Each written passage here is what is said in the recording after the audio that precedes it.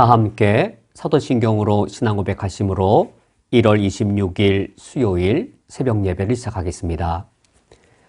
전능하사 전지를 만드신 하나님 아버지를 내가 믿사오며 그 외아들 우리 주 예수 그리스도를 믿사오니 이는 성령으로 잉태하사 동정녀 마리아에게 나시고 본디오 빌라도에게 고난을 받으사 십자가에 못 박혀 죽으시고 장사한 지 사흘 만에 죽은 자 가운데에서 다시 살아나시며 하늘에 오르사 전능하신 하나님 옆에 앉아 계시다가 저리로서 산자와 죽은 자를 심판하러 오시리라.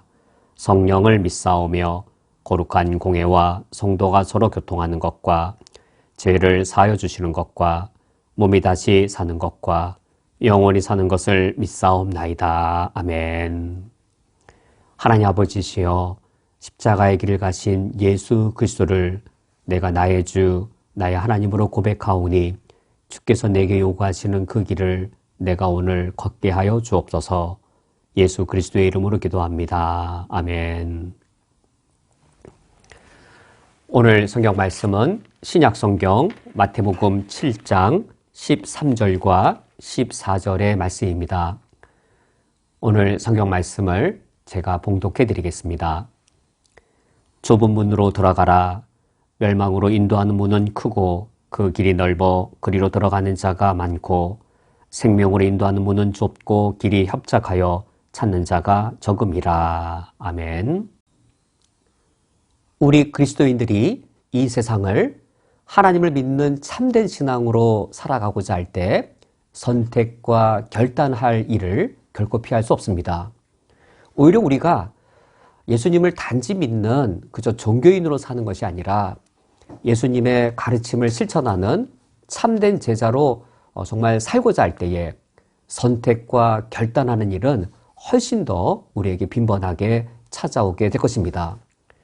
바로 오늘 성경 말씀에서 예수님께서 우리에게 예수님의 제자로 살고자 한다면 선택해라, 결단하라 라고 말씀하시는데 그 선택은 바로 13절 말씀에 좁은 문으로 들어가라 라는 이 선택과 이 결단, 예수님께서 우리에게 요구하고 계십니다.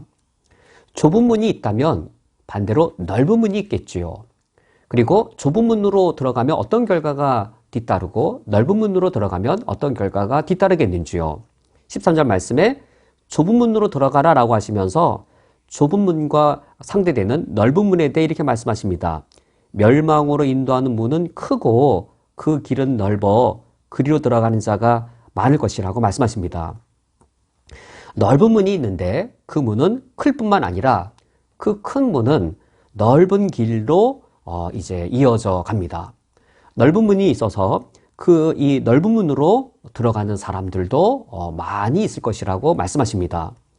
이에 비해 14절 말씀에 생명으로 인도하는 문은 좁고 그 길이 협착하여 찾는 자가 적음이라 라고 말씀하시는데 좁은 문은 들어갈 때만 좁은 것이 아니라 이 좁은 문으로 들어가고 나면 이어지는 그 길은 좁은 길이어서 그 협착한 길이 계속 이어지게 되어집니다. 이 협착한 이 좁은 길은 찾는 자가 적을 것이라 라고 하여서 예수님께서 이 두 가지의 상황을 우리에게 말씀하시면서 우리에게 선택과 결단을 요구하십니다. 두 종류가 있는 것이죠. 이 좁은 문과 넓은 문, 그리고 또 하나의 선택이 있죠. 그리고 좁은 길과 넓은 길.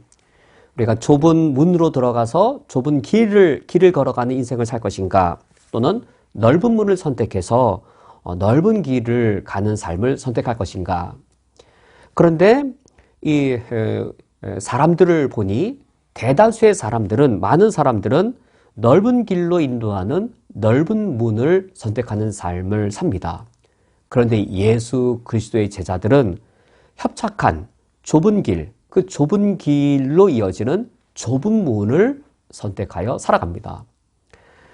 이런 두 선택 앞에 예수님께서 우리에게 예수님의 제자로 살아간다면 좁은 문으로 들어가라고 명령하십니다. 이때 좁은 문이란 과연 어떤 문이고, 이때 좁은 문을 통과하여 걸어가는 좁은 길이란 어떤 길일까요? 협착하여서 그 좁은 길을 살아간다는 것은 지극히 힘들고 고통의 삶일 텐데 어떤 것을 가리키는 것일까요? 우리는 그 사실을 이 마태복음 7장 13절과 14절이 어떤 문맥인지를 우리가 보면 볼 필요가 있습니다. 마태복음 5장, 6장, 7장 이 세 장 전체를 우리는 산상설교라고 우리가 부르는데 우리가 오늘 함께 묵상하는 마태복음 7장 13절부터 산상설교의 결론이 시작되어집니다. 우리가 산상설교의 결론에 시작되어지는 말씀을 읽은 겁니다. 즉 예수님께서 산상설교에서 중심된 가르침을 다 하시고 나서 이제 결론을 맺으시는 겁니다. 마태복음 5장, 마태복음 6장, 그리고 마태복음 7장 12절까지 예수님께서는 하늘나라는 어떤 나라이며 그러므로 하늘 백성은 어떻게 살아가야 되는지에 관하여 예수님께서 가르쳐 주셨습니다. 천국에 대하여 가르쳐 주시고 천국 백성의 삶의 길을 가르쳐 주신 후 결론을 맺으시는 겁니다. 우리가 예수님의 가르침대로 산다면 어떤 복된 삶을 살게 될까요? 산상설교의 첫 번째 설교가 팔복이었습니다. 이 복을 누리는 삶, 어떤 삶을 사는 것일까요?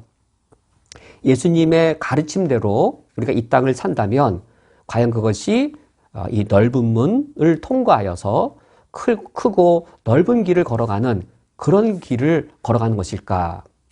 예수님께서는 마태복음 5장, 6장, 7장에 예수님의 가르침대로 천국 백성의 삶을 산다면 너희들이 나를 이 주로 고백하고 나의 제자로 내가 가르친 대로 산다면 그것은 좁은 문을 통과하여 좁은 길을 가는 것, 협착하여서 사람들이 가려고 하지 않는 그 삶을 선택하는 것이라고 예수님께서 우리에게 가르치시면서 좁은 문으로 들어가라라고 우리에게 결단을 요구하고 계십니다. 예수님께서 이와 같은 선택과 결단을 요청하시고 요구하시는 이유가 무엇인가? 그것은 이 두 종류의 문에는 각각 두 종류의 다른 목적, 다른 결과가 있기 때문입니다. 좁은 문은 어디로 인도하고 넓은 문은 어디로 인도하는가? 13절 말씀에 멸망으로 인도하는 문은 크고라고 되어 있는 것에 반하여 14절에 생명으로 인도하는 문은 좁고라고 하여서 목적과 결과가 다릅니다. 좁은 문은 생명으로 인도하고 넓은 문은 멸망으로 인도하는 길이 됩니다. 멸망으로 인도하는 그 넓은 길을 왜 많은 사람들이 그 길을 따라가겠는지요? 우리는 예수님께서 마태복음 5장, 6장, 7장에서 이 산상설교의 중심부에서 무엇을 가르치셨는지 우리가 기억해 볼 필요가 있습니다. 예수님께서 하나님의 의를 가르치셨습니다. 어떤 의인가? 너희들이 바리새인의 의나 서기관의 의보다 더 낫지 못하면 결단코 천국에 들어갈 수 없을 것이다 라고 말씀하시면서 천국에 들어갈 수 있는 하나님의 의에 관하여 예수님께서 설교하셨고 의를 위하여 핍박을 받는 것이 가장 복된 것임을 또한 가르쳐 주셨습니다. 하나님의 나라와 그의 의를 추구하라고 우리에게 가르쳐 주시기도 하셨습니다. 그러나 사람들은 불의한 세상을 이와 같이 하나님의 의를 추구하며 살기를 원치 않습니다. 불의한 세상에서 적당히 살기를 원합니다. 불의한 세상에서 적당히 어울려 살기를 원하지 불의한 세상의 불의를 거슬러서 하나님의 의를 추구하며 사는 것, 그것을 원치 않습니다. 그나마 의를 추구하는 사람은 불의와 어울려 살기를 거절하고 대신에 그래도 의를 조금 추구하는 사람은 어느 정도 추구하냐면 바리새인의 의나 서기관의 의, 즉 종교적인 의 정도를 추구합니다. 11조 내고 구제연금 내고 요르단 난민석 연금 내고 그러므로 나는 의를 행했다라고 종교 차원의 종교적인 의, 바리새인의 의나 또는 서기관의 의 정도로 만족하는 것이죠. 내가 컴패션에 내가 이 매달 기부금을 낸다. 그러므로 나는 이 악한 세상 속에서 그나마 나는 착한 사람이다. 나는 교회 헌금도 내었고 봉사도 해서 나는 그래도 이 종교적으로도 의를 행했다라는 것이죠. 이게 많은 길입니다. 많은 사람들이 가는 많은 길입니다. 사실 교회에서 제가 목회를 하면서 느낀 것은 종교성을 강조하면 성도님들이 좋아하십니다. 11조를 내십시오. 헌금을 내십시오. 우리가 이 헌금을 가지고 선한 일을 쓰고자 합니다. 그럼 우리가 의로워집니다. 정말 착한 일 많이 하셨습니다. 정말로 우리가 선한 일 많이 했습니다. 라고 해서 이제 교회 일 많이 하고 헌금 많이 하는 거 칭찬 많이 해드리고 우리의 종교적인 의의를 막 드러내면 헌금도 많이 하시고 그럴 때에는 교회 안에 아주 뜨거움의 일들도 일어나서 많은 사람들이 몰려오는 그 길이 되어집니다. 그런데 종교성이 아니라 십자가를 강조하면서 십자가의 길을 가르치면 사람들이, 교인들이, 심지어 그리스도인들도 싫어합니다. 십자가의 길을 가르칠 때 그것을 싫어합니다. 넓은 문, 그냥 종교적인 길, 그냥 11조 내십시오. 11조 내는 거 어렵지만 사실 안 어렵습니다. 11조를 내서 내가 의로워진다라고 생각하면 11조 내는 일이 처음 한 6개월이 힘들지 몰라도 1년만 내시면 11조 내는 것이 내 삶의 습관이 되어서 그다지 어렵지 않습니다. 오히려 내 마음속에 의가 있습니다. 교회 일 처음에 하는 거 힘들지 몰라도 그것이 나에게 종교적 의가 된다 생각하면 안 어렵습니다. 오히려 내 안에 바리새인의 의, 서기관의 의, 종교적인 그 자부심 그런 것들이 생겨서 어렵지가 않습니다. 교회 일 열심히 하게 되고 종교적인 것에 열심을 내게 되어집니다. 그래서 많은 사람들이 몰려가게 되는 것이지요. 그런데 십자가의 길을 요구하면 그것은 대단히 싫어합니다. 왜냐하면 예수님이 우리에게 11조를 드리러 왔을 때 예수님이 이렇게 말씀하실 겁니다. 내 재산을 다 팔아 가난한 사람들에게 나눠주고 나를 따라오라라고 명령하실 것이기 때문입니다. 바리새인의 의, 서기관의 의, 종교성 정도로 만족하고자 할 때에 또 상대적인 의로움으로 만족하고자 할 때 그 의가 나의 자부심이 되고자 할 때에 11조 정도는 전혀 부담스럽거나 아깝지 않습니다. 그 길도 넓은 길이 되는 것이죠. 대형교회가 되고 교회가 양적 성장하는 비결이 될 수도 있을 겁니다. 그런데 예수님께서 우리에게 좁은 길, 그리고 협착한 길, 그리고 예수님이 걸어가신 그 길, 바로 예수님이 좁은 문을 통과해서 좁은 길을 가시고 그 좁은 길은 곧 십자가의 길이었습니다. 예수님 십자가의 구주를 섬기면서 십자가의 구주이신 예수 그리스도가 가신 십자가의 길을 따라오라라고 우리가 이 말씀을 들을 때 목사인 저부터도 이런 설교하기가 싫고, 왜냐하면 저도 그렇게 살아야 되잖아요. 설교를 했으면 저도 싫고 그것을 듣는 성도님들도 싫을 수 있는 것이죠. 그러나 좁은 문을 통과하여 협착한 좁은 길로 가라라고 명령하신 예수님께서 이렇게 설교하신 이후에 정말로 그 길을 걸어가셨습니다. 그 이유는 무엇인가? 목적이 다르고 결과가 다르기 때문입니다. 넓은 문은 어떤 목적과 어떤 결과이냐면 결국은 멸망인데, 왜 멸망이냐면 나 하나 살려고 다른 사람을 죽이는 것, 이게 넓은 문이고 넓은 길입니다. 이 세상 사람들 나 하나 살려고 다른 사람들을 죽이는 방식을 택합니다. 이게 너무 극단적이면 나 하나 부자 되기 위하여서 다른 많은 사람들 가난하게 만듭니다. 얼마나 그런 사람들이 많나요? 나 하나 부자로 사는 그 길이 얼마나 많은 사람들을 가난한 가운데 초래하는지는 생각을 안 해요. 내가 집을 2채, 3채, 4채, 5채 삶으로 나 하나는 부자가 되어지지만 나 하나 부자 된 것이 얼마나 많은 사람들의 가난을 초래하는지에 대해선 생각을 안 해요. 그러므로 멸망으로 가는 길입니다. 결국 그의 영혼도 멸망합니다. 이 세상에서 5채, 6채, 10채 집을 계속 불려서 수많은 사람을 가난으로 몰아놓고 천국 갔을 때 하나님이 심판 안 하시겠습니까? 우리 하나님은 우리에게 아주 냉혹하게 주님께서 우리를 심판하실 겁니다. 그러므로 다른 사람들도 죽이고 다른 사람들도 가난하게 만들고 결국은 나도 영적으로 헐벗는 길이, 그것이 넓은 문을 통과하여 넓은 길을 가는 것이죠. 그래서 사람들이 그것이 멸망의 길인지도 모르고 우르르 몰려가는 것에 반하여 좁은 문은 어떤 길인가? 14절 말씀에 생명으로 인도하는 문은 좁고 길이 협착하다라고 되어 있는데, 생명으로 인도하는 길입니다. 나 혼자 사는 길이 아니라 다른 사람을 살리는 길입니다. 다른 사람을 살리는 그 길을 걸어가는 겁니다. 그게 생명으로 인도하는 길입니다. 나 혼자 살려는 그 길이 아니고 그건 죽음으로 가는 길이고, 나 혼자 살려는 길이 아니라 다른 사람을 살리려고 하는 길로 들어가는 겁니다. 다른 사람을 살린다는 길이 무엇일까요? 내가 돈을 많이 벌어도 나 하나 부자 되는 것 포기하는 길입니다.